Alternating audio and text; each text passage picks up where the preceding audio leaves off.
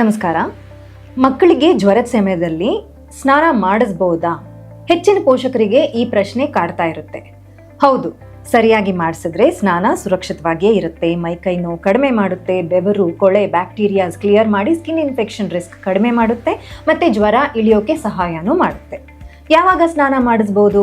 ಮಕ್ಕಳಿಗೆ ಶಿವರಿಂಗ್ ಇಲ್ಲದೆ ಇದ್ದರೆ ಮತ್ತು ಜ್ವರ 102 ಡಿಗ್ರಿಗಿಂತ ಕಡಿಮೆ ಇದ್ದರೆ, ಮಗು ಅತಿಯಾಗಿ ಬೆವರ್ತಾ ಇದ್ದರೆ ಅಥವಾ ಮಗು ಚುರುಕಾಗಿದ್ದರೆ ಸ್ನಾನ ಮಾಡಿಸ್ಬೋದು.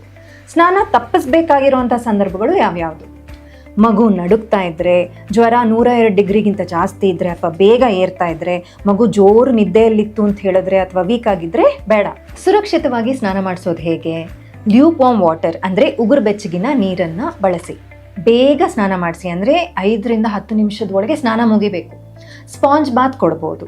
ಕೋಣೆ ತಂಪಾಗದೇ ಇರೋ ಹಾಗೆ ನೋಡ್ಕೊಳ್ಳಿ. ಸ್ನಾನ ಆದ ತಕ್ಷಣ ಚೆನ್ನಾಗಿ ಒರೆಸಿ ಹಗುರವಾದ ಬಟ್ಟೆ ಹಾಕಿ. 6 ತಿಂಗಳ ಮೇಲಿನ ಮಕ್ಕಳಿಗೆ ಚೆನ್ನಾಗಿ ನೀರು ಕುಡಿಸಿ. ಏನು ಅವಾಯ್ಡ್ ಮಾಡಬೇಕು?